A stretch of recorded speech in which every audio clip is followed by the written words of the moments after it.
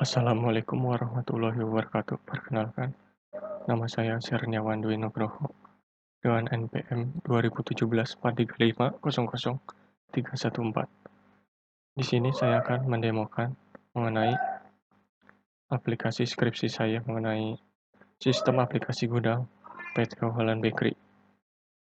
Oke, pertama-tama kita aktifkan XAMPP-nya.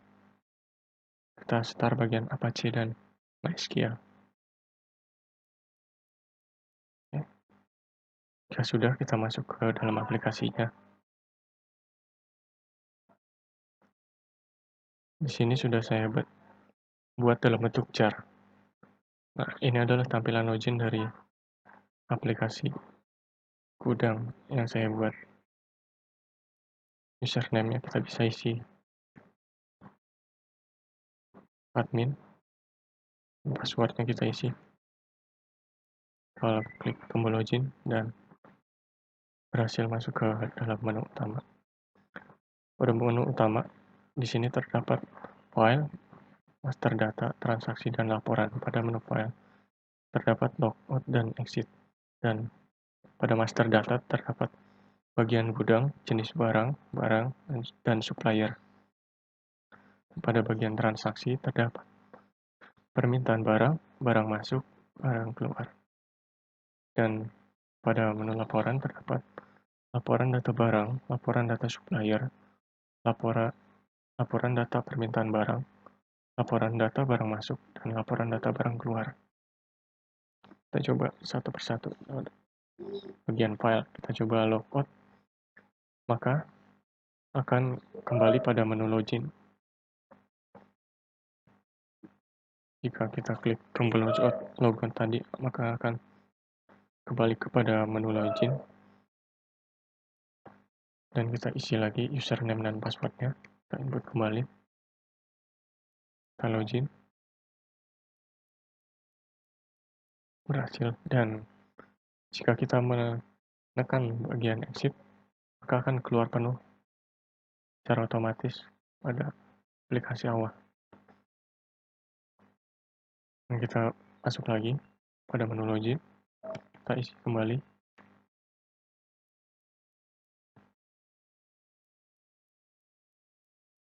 Masuk. Nah, kita coba pada bagian master data.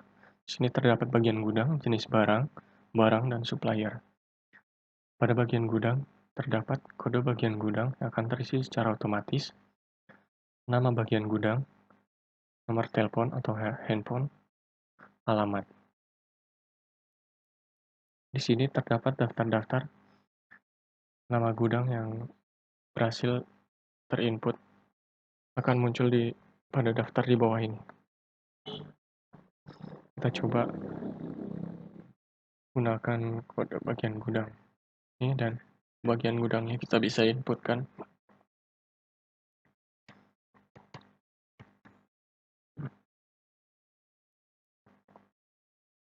Nah, nomor handphonenya kita bisa input.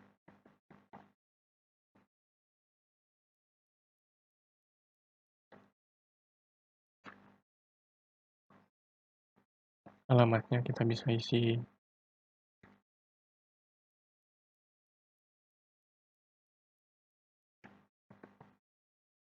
Nah, kita bisa klik bagian simpan. Maka data yang kita input tadi akan masuk ke dalam daftar nama gudang di bawah. Kita simpan dan data berhasil tersimpan dan data nama gudang tersebut akan tersimpan dalam daftar di bawahnya. Dan jika kita ingin mengubah, kita bisa klik bagian yang ingin kita ubah, misalnya bagian gudang ini. Ingin kita ubah nomor handphonenya, kita bisa ubah dengan seperti ini. Kita bisa klik tombol ubah, maka data gudang tersebut akan berhasil terupdate dan berubah. Nah, nomor teleponnya sudah berubah, berhasil terupdate. Dan ketika kita ingin menghapus Kita bisa menghapus bagian gudang, kita bisa pilih bagian gudang mana, nama gudang mana yang akan kita hapus. Misalnya sushi.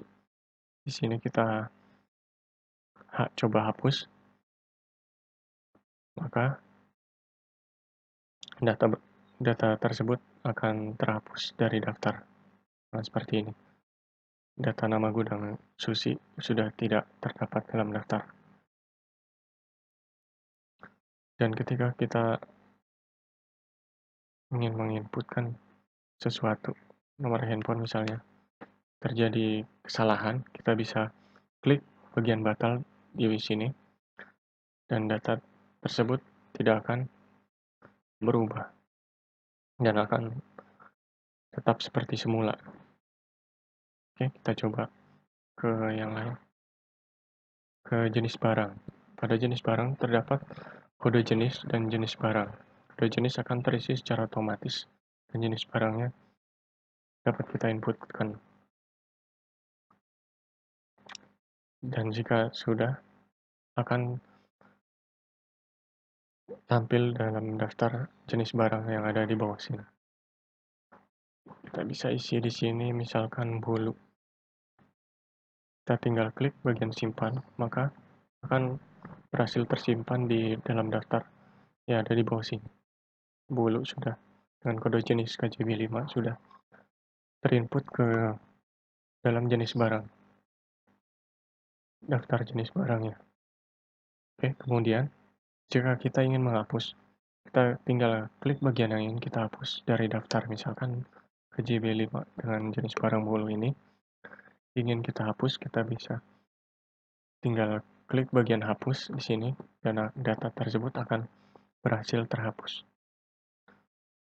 Dan ketika kita ingin merubah data dan terjadi salah input seperti ini, kita bisa klik bagian batal, tidak akan merubah apapun dalam daftar tersebut. Oke, selanjutnya kita ke barang. Pada bagian barang, terdapat di sini kode barang, nama barang, kode jenis, dan stok. Di sini kode barang akan terisi secara otomatis. Nama barangnya kita bisa isi dengan puding kopi misal.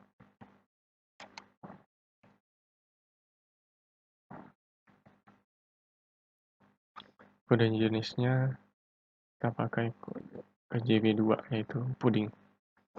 Akan terisi secara otomatis dan stoknya kita isi 30 misalkan. Kita bisa klik bagian simpan dan akan terisi secara otomatis dalam daftar di bawah ini. Kita klik bagian simpan. Nah, data berhasil tersimpan dan data tersebut sudah berhasil tersimpan dalam daftar. Oke, kemudian jika kita ingin mengubahnya, kita bisa klik bagian yang ingin kita ubah. Di sini misalkan puding kelapa. Kita bisa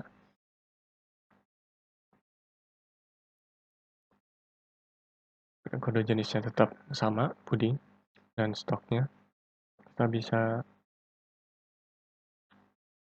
ubah misalkan 20. Kita tinggal klik bagian ubah di sini dan nama barang dan stoknya juga akan berubah secara otomatis. Dan data berhasil terubah dan puding kelapanya sudah berhasil masuk ke dalam daftar. Dan jika kita ingin menghapus data dalam daftar, kita bisa klik bagian yang ingin kita hapus. Kita tinggal klik bagian hapus di sini dan data yang ada di bawah sini yang kita pilih akan terhapus secara otomatis dan datanya sudah tidak terdapat dalam daftar. Ketika kita terjadi salah input di sini, misalkan ini jadi seperti ini, kita bisa klik bagian batal dan datanya tidak akan terubah yang ada dalam daftar tersebut. Kemudian kita coba Selanjutnya ke bagian supplier. Pada bagian supplier, kita bisa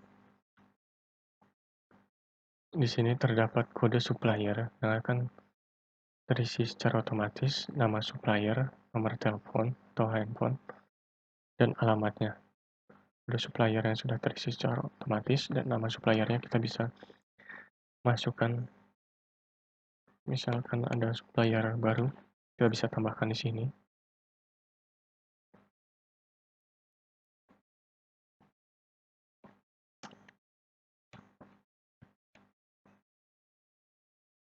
Nomor teleponnya kita bisa inputkan.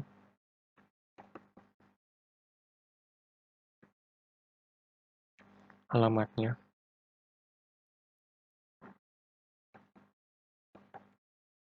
kita bisa isi.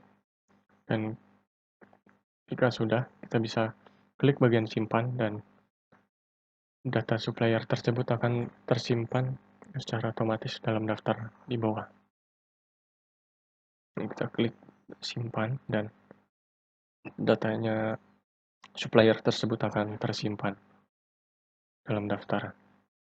Dan ketika kita ingin mengubah, kita bisa klik bagian yang ingin kita ubah, misalkan daftar yang ingin kita ubah PT Makmur Sentosa, nomor teleponnya sudah berganti gitu. Kita bisa klik ini, kita edit, kita ubah di sini, dan nomor telepon yang ada di sini akan terupdate secara otomatis ketika kita mengklik tombol ubah. Data berhasil terupdate dan nomornya akan berubah. Dan ketika kita ingin menghapus data supplier, kita bisa klik bagian yang ingin kita hapus, misalkan tema Sentosa. Ini yang sudah kita input, ingin kita hapus, kita bisa klik bagian hapus, dan data tersebut akan terhapus dari daftar. Sudah tidak ada dalam daftar, sudah berhasil terhapus. Dan ketika kita menginputkan sesuatu dan terjadi kesalahan, misalkan kita lupa bagian yang mana, bagian ini, kita bisa klik tombol batal di sini dan tidak akan merubah suatu apapun yang ada dalam daftar. Oke, selanjutnya kita ke bagian transaksi. Di sini ada permintaan barang, barang masuk, dan barang keluar. Pada permintaan barang terdapat nomor permintaan, kode bagian gudang, nama bagian gudang, kode barang, nama barang, jenis barang, tanggal permintaannya, kuantitinya, dan keterangan. Di sini kita bisa isi kode bagian gudangnya karena nomor permintaannya sudah terisi secara otomatis. Kita bisa pilih bagian gudangnya, gudang 02, dan nama bagian gudangnya akan terisi juga secara otomatis. Dan pada bagian kode barang juga bisa kita pilih, misalkan barang 5 yaitu nastar keju akan terisi secara otomatis, dan jenis barangnya adalah roti kering. Tanggal permintaannya kita bisa sesuaikan, misalkan tanggal 30, dan kuantitinya kita bisa isikan, misalkan 20, keterangannya kita isi stok habis. Oke, kita klik bagian simpan di sini dan data akan berhasil tersimpan.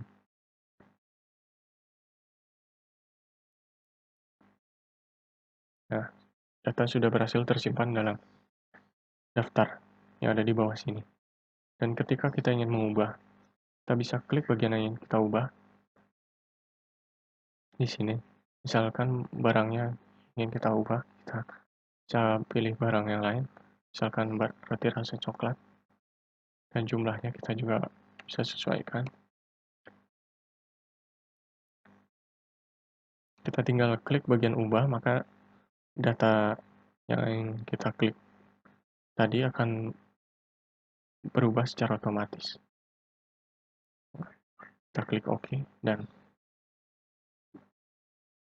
datanya sudah berhasil terupdate. Dan ketika kita ingin menghapus dari daftar, kita bisa klik bagian yang ingin kita hapus, misalkan ini, kita pilih. Kita klik bagian hapus di sini, maka data yang terdapat dalam daftar permintaan barang tersebut akan hilang secara otomatis ketika kita mengklik tombol hapus tersebut. Nah, data sudah berhasil terhapus.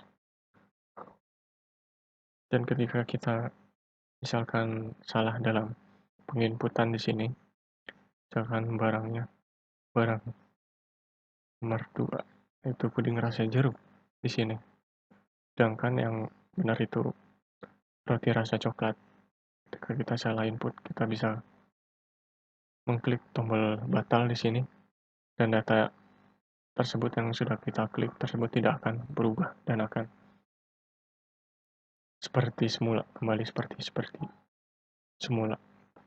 Klik batal dan akan seperti semula, tidak akan berubah datanya.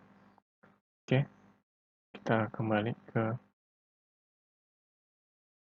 barang masuk sekarang.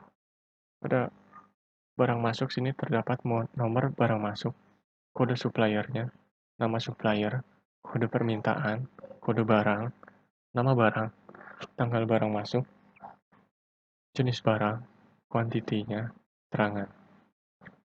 Di sini kode supplier kita bisa klik layar 4 sini. Kita bisa cari kode permintaan apa saja nih yang ada. Sini ada loli, meminta puding roti rasa coklat 10 roti. Kita bisa klik ini dan akan terisi secara otomatis kode barangnya dan nama barangnya, jenis barangnya, dan kuantitinya berapa. Dan kita bisa isi ini 19. Keterangan kita bisa isi terpenuhi, dan kita bisa klik tombol simpan tersebut. Nah, data akan berhasil tersimpan di bagian bawah ini.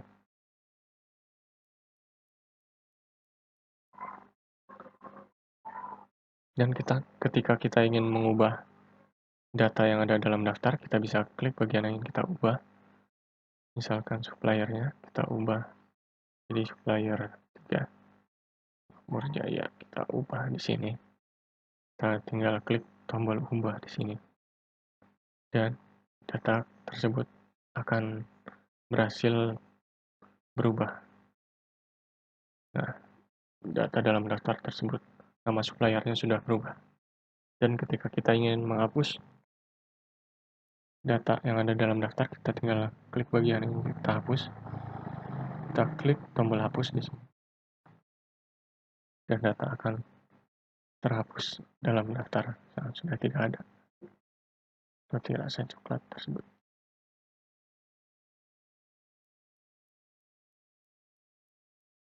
Nama barang yang ada di bawah sini sudah tidak terdapat lagi. Dan jika kita terjadi salah input, misalnya kan di sini suppliernya kita salah memasukkan, kita bisa klik bagian batal, maka di sini tidak akan berubah nama suppliernya. Ketika kita ingin merubah, kita bisa mengklik tombol batal dan nama suppliernya tidak akan berubah. Ketika kita ingin terjadi kesalahan input, datanya tidak akan berubah di sini dan akan tetap sama seperti semula. Oke, kemudian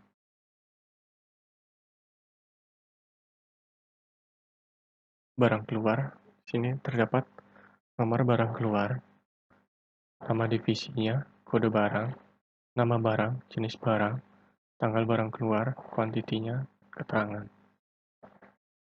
Di sini nomor barang keluar akan terisi secara otomatis. Nama divisinya kita isi divisi penjualan.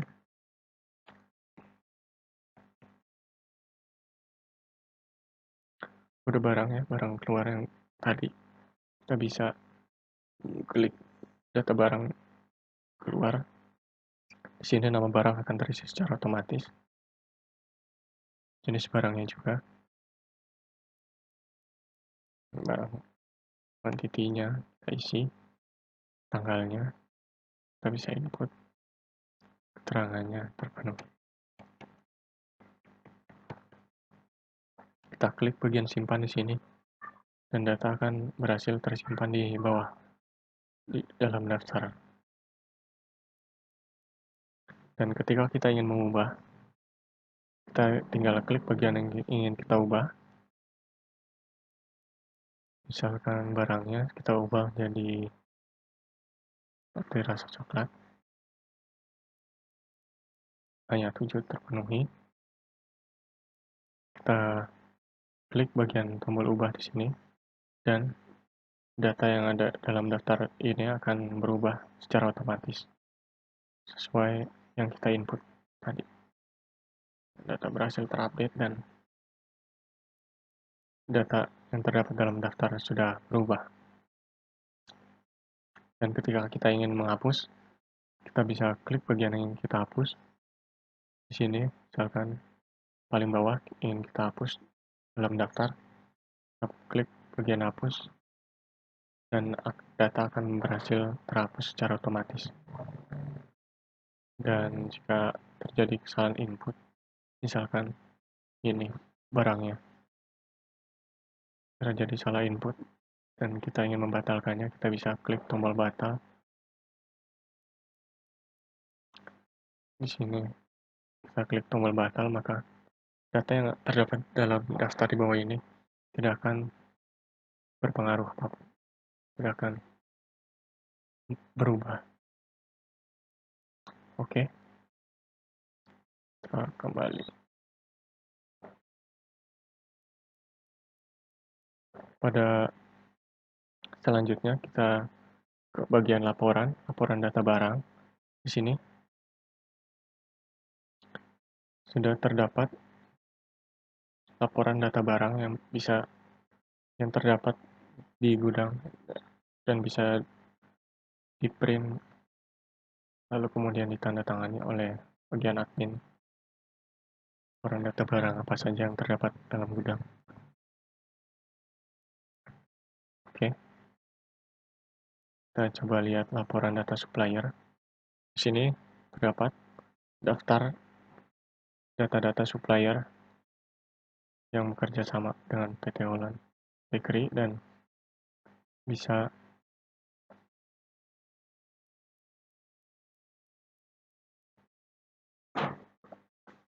kemudian di-print lalu ditandatangani. Di sini terdapat kode suppliernya, supplier, dan nomor telepon yang bisa dihubungi, beserta alamatnya. Kemudian, terdapat juga laporan data permintaan barang di sini. Laporan data permintaan barang yang belum terpenuhi. Di sini ada ID permintaan dan tanggal permintaan, nama gudang, nama barangnya, jenis barang, kuantitinya, dan keterangannya. Di sini bisa kita print lalu bisa diserahkan dan ditandatangani.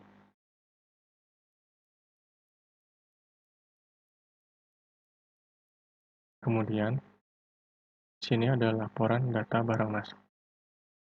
Laporan data masuk di sini terdapat ID barang masuk, tanggal, suppliernya, ID permintaan, nama barang, jenis barang, kuantiti, keterangannya.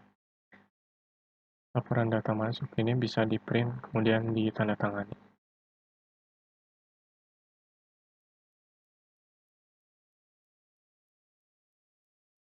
Kemudian di sini terdapat laporan data barang keluar. Ada laporan data keluar, di sini terdapat ID barang masuknya, tanggal barang keluarnya, divisi, nama barang, jenis barang, kuantiti, dan keterangannya. Dan di sini terdapat bisa ditandatangani dan di-print.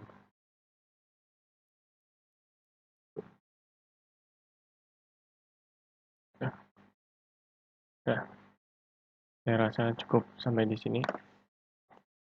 Mohon maaf jika terdapat salah-salah kata.